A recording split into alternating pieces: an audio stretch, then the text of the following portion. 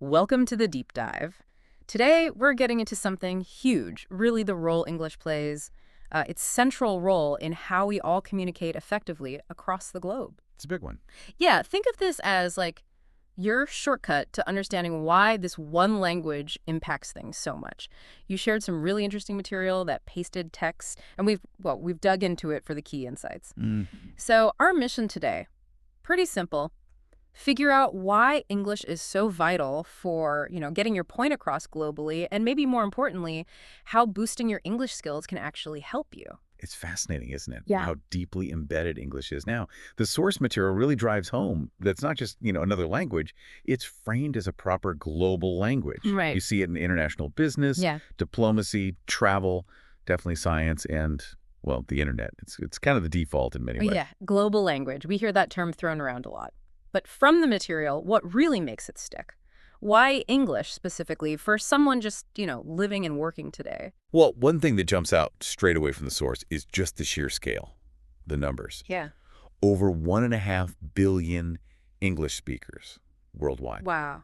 Okay. And that's not just native speakers, right? Yeah. That includes a massive chunk of people using it as a second, maybe third language. Hmm. It's crucial for them. So it connects a lot of people. Exactly.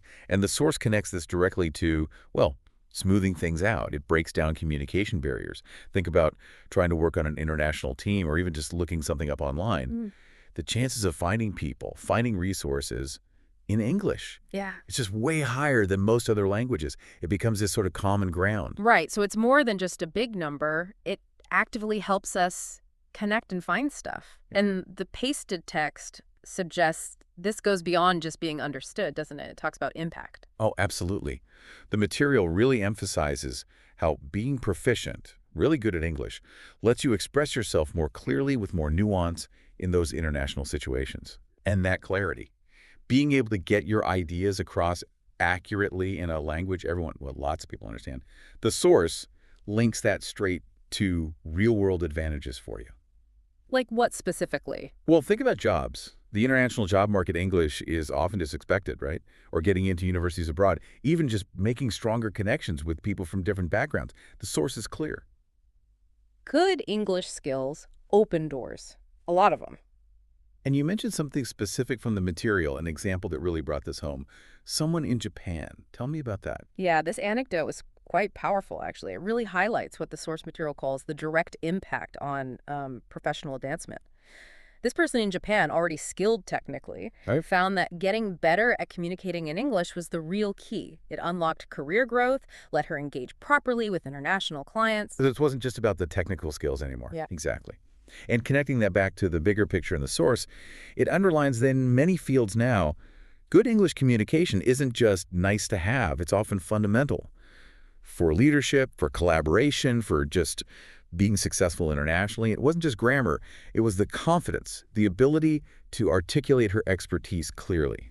Okay, so beyond just the massive number of speakers, what is it about English itself that makes it particularly suited for this global connector role, according to the source anyway? The source points to its flexibility, its adaptability. That's a key thing. English has a long history of just grabbing words from other languages. Right, it's a bit of a mishmash sometimes. Kind of. And it keeps changing, adapting really quickly, especially with new tech and global trends.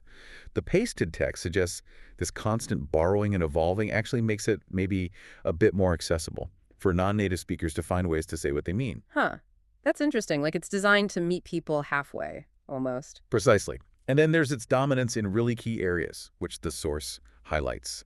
Technology, media. Oh, yeah. Social media, news. News, scientific research. Huge amounts of it are in English first. So proficiency gives you direct, unfiltered access. You're not waiting for a translation. You're getting the information straight away, often with more nuance. And travel, too, right? The source mentioned that. It feels like the default language in airports, hotels. Yes, the pasted text calls it a vital bridge language for travel and international meetups. When people from all over come together, English is very often the language they fall back on. For basic chats, finding your way around, just interacting, it's incredibly practical in those situations.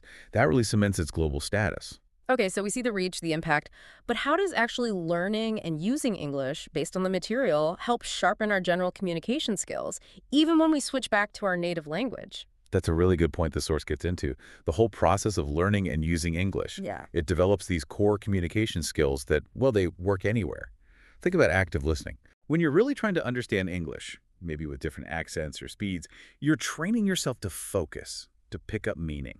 That skill helps you listen better in any language. Okay, yeah. And the same goes for speaking clearly. Trying to express complex ideas in English forces you to structure your thoughts, choose your words carefully. That helps you be clearer overall.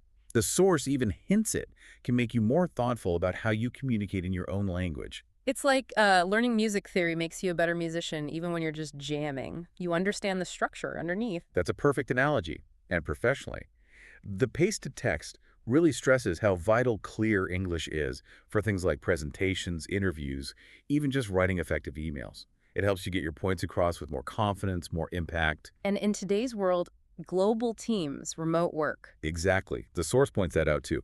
Strong English communication is absolutely key there. It helps minimize misunderstandings, keeps collaboration smooth when people are spread out across different places and cultures. So let's get practical. Based on the advice in the pasted text, if someone listening wants to actually improve their English communication, what should they be focusing on? What are the key strategies? Okay, yeah, the source has some really solid, actionable tips. First off, it really hammers home active listening.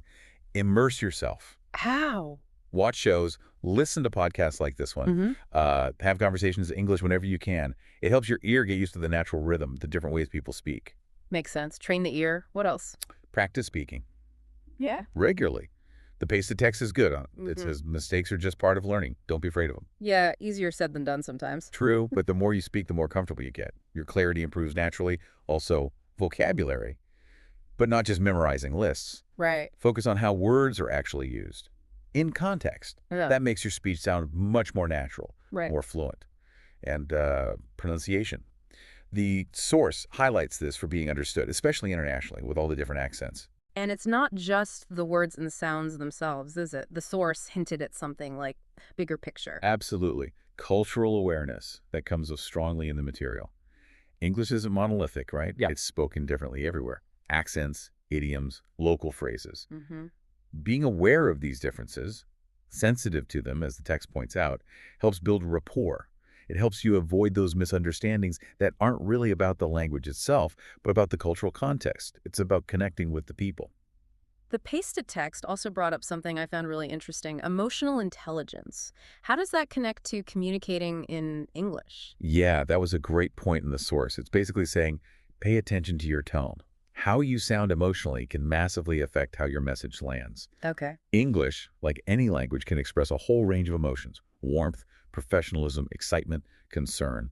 The source suggests being mindful of your tone helps make sure people get what you mean emotionally, not just intellectually.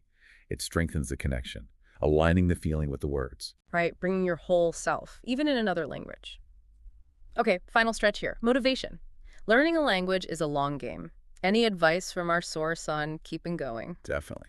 The pasted text has some good pointers. Set realistic goals, small ones, and actually, celebrate when you hit them. Mastered a tricky grammar point, understood a whole movie dialogue. Acknowledge it. Mm-hmm. Small wins. Exactly. Immersion, again, make English part of your daily life somehow. Music, news, phone settings, whatever works, makes it less of a chore. And finally, the source suggests finding a community. Other learners, you can support each other, share frustrations, practice together. That makes a lot of sense. Okay, let's try and pull this all together. Key takeaways from this deep dive into the pasted text about English and communication. What should folks remember? Okay, first, the source makes it crystal clear English is a vital bridge. It connects people across diverse backgrounds, no question. Right. Second, learning English isn't just about English. As the text shows, it sharpens your basic communication skills overall. Listening, clarity, thinking. Third, and this comes up again and again in the source, practice. Consistent practice and using it in the real world. That's how you improve. No shortcuts there. Yeah. And finally, effective communication, in English or anything, needs more than just words. It needs cultural sensitivity, emotional awareness, and, just being willing to keep learning. So for everyone listening, the big question coming out of this look at the pasted text is maybe this. How can you use English more effectively? Or explore it further. Think about it not just as like a school subject, but as this really powerful tool. A tool. Yeah, a tool that can genuinely amplify your voice, expand your world, maybe in ways you haven't even considered yet. Definitely something to think about. Thanks for taking this deep dive with us.